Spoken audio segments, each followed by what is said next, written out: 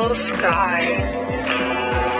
It was written by Stephen Crane. Today, we will hear the second and final part of the story. Don't know whether there'll be a fight or not, answered one man firmly. But there'll be some shooting, some good shooting. The young man who had warned them waved his hand. Oh, there'll be a fight fast enough if anyone wants it. Anybody can get in a fight out there in the street. There's a fight just waiting. The salesman seemed to be realizing the possibility of personal danger. And what did you say his name was? He asked. Scratchy Wilson. Voices answered together. And will he kill anybody? What are you going to do? Does this happen often? Can he break in that door? No, he can't break in that door, replied the saloon keeper. He's tried it 3 times. But when he comes, you'd better lie down on the floor, stranger. He's sure to shoot at the door and a bullet may come through. After that, the salesman watched the door steadily. The time had not yet come for him to drop to the floor, but he carefully moved near the wall. Will he kill anybody? He asked again. The men laughed without humor at the question. He's here to shoot, and he's here for trouble. I don't see any good in experimenting with him. But what do you do in a situation like this? What can you do? A man answered. Well, he and Jack Potter, but the other men interrupted together. Jack Potter's in San Antonio. Well, who is he? What's he got to do with this? Oh, he's the town policeman. He goes out and fights Scratchy when he starts acting this way. A nervous, waiting silence was upon them. The salesman saw that the saloon keeper, without a sound, had taken a gun from a hiding place. Then he saw the man signal to him, so he moved across the room. You better come with me behind this table. No thanks, said the salesman. I'd rather be where I can get out the back door. At that, the saloon keeper made a kindly but forceful motion. The salesman obeyed, found himself seated on a box with his head below the level of the table. The saloon keeper sat comfortably upon a box nearby. You see, he whispered, Scratchy Wilson is a wonder with a gun. A perfect wonder. And when he gets excited, everyone gets out of his path. He's a terror when he's drunk. When he's not drinking, he's all right. Wouldn't hurt anything. Nicest fella in town. But when he's drunk, be careful. There were periods of stillness. I wish Jack Potter were back from San Antonio, said the saloon keeper. He shot Wilson once in the leg.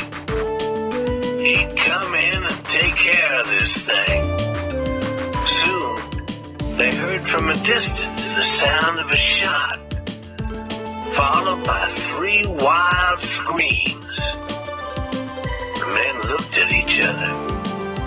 Here he comes, they said. A man in a red shirt turned a corner and walked into the middle of the main street of Yellow Sky. In each hand, the man held a long, heavy blue-black gun. Often he screamed, and these cries rang through the seemingly deserted village.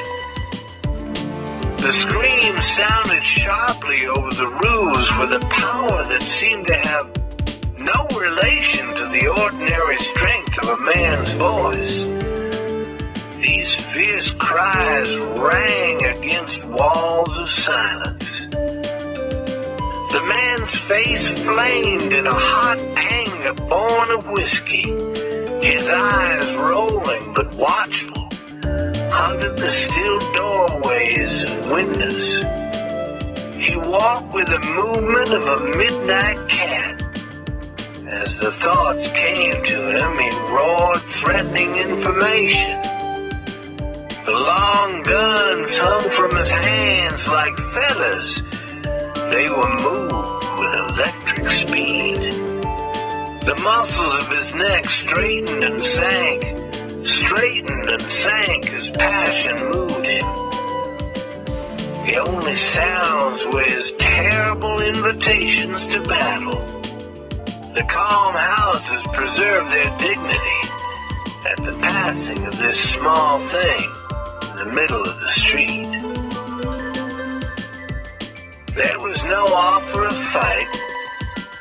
No offer of fight. The man called to the sky. There were no answers. He screamed and shouted and waved his guns here and everywhere. Finally, the man was at the closed door of the saloon. He went to it and, beating upon it with his gun, demanded drink. The door remained closed. He picked up a bit of paper from the street and nailed it to the frame of the door with a knife. Then he turned his back upon the place and walked to the opposite side of the street. Turning quickly and easily, he fired the guns at the bit of paper. He missed it by half an inch. He cursed at himself and went away. Later, he comfortably shot out all the windows of the house of his best friend. Scratchy was playing with his town. It was a toy for him. But still, there was no offer of fight. The name of Jack Potter, his ancient enemy, entered his mind.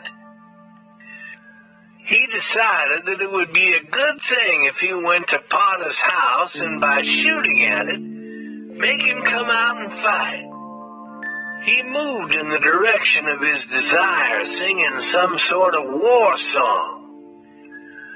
When he arrived at it, Potter's house presented the same still front as had the other homes. Taking a good position, the man screamed an invitation to battle. But this house regarded him as a great stone god might have done. It gave no sign. After a little wait, the man screamed more invitations, mixing them with wonderful curses. After a while came the sight of a man working himself into deepest anger over the stillness of a house. He screamed at it. He shot again and again. He paused only for breath or to reload his guns. Potter and his bride walked rapidly. Sometimes they laughed together quietly and a little foolishly. "Next corner, dear," he said finally. They put forth the efforts of a pair walking against a strong wind. Potter was ready to point the first appearance of the new home. Then, as they turned the corner, they came face to face with the man in the red shirt, who was feverishly loading a large gun. Immediately the man dropped his empty gun to the ground and like lightning pulled out another. The second gun was aimed at Potter's chest. There was a silence.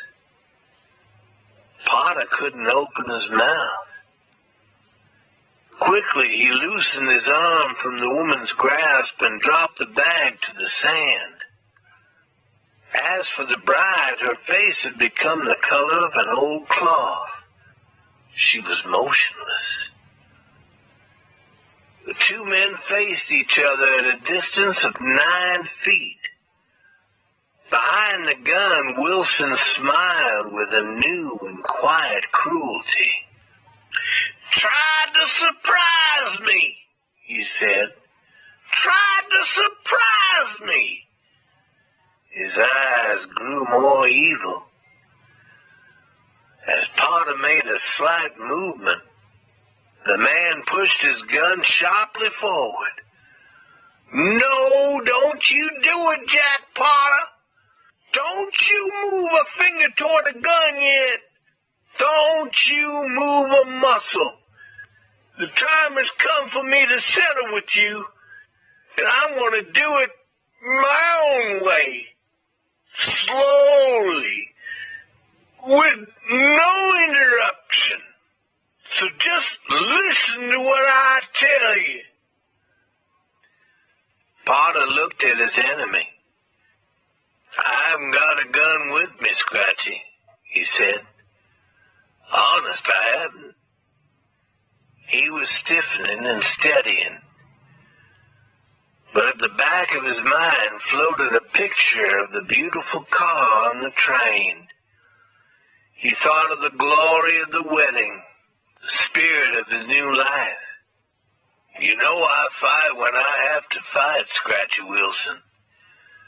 But I haven't got a gun with me. You have to do all the shooting yourself." His enemy's face turned pale with anger. He stepped forward and whipped his gun back and forth before Potter's chest. "Don't you tell me you haven't got a gun with you, you dog! Don't you tell me a lie like that! There isn't a man in Texas who ever saw you without a gun! Don't think I'm a kid!" His eyes burned with anger and his breath came heavily. "I don't think you're a kid," answered Potter. His feet had not moved an inch backward. "I think you're a complete fool. I tell you I haven't got a gun and I haven't. If you're going to shoot me, you better begin now. You'll never get a chance like this again." So much enforced reasoning had weakened Wilson's anger. He was calmer. "If you haven't got a gun, why haven't you got a gun?" he asked. "Been to church?" "I haven't got a gun because I've just come from San Antonio with my wife."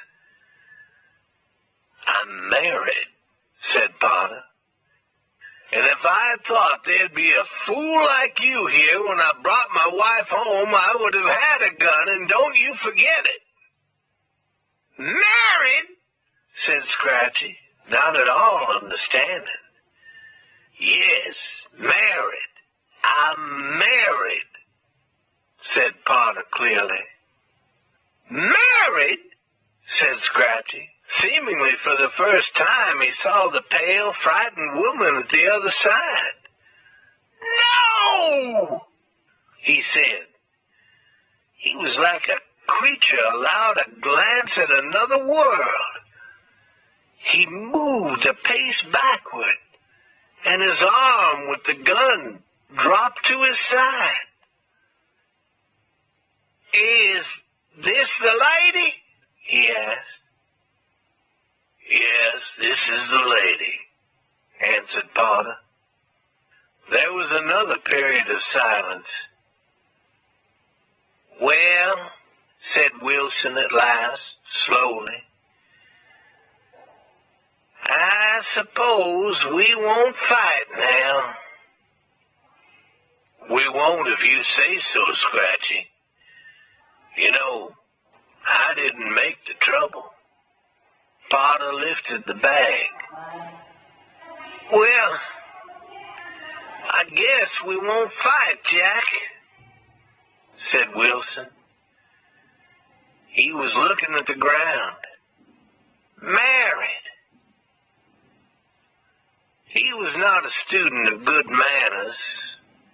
It was merely that in the presence of this foreign condition, he was a simple child of the wild lands. He picked up his fallen gun and he went away. His feet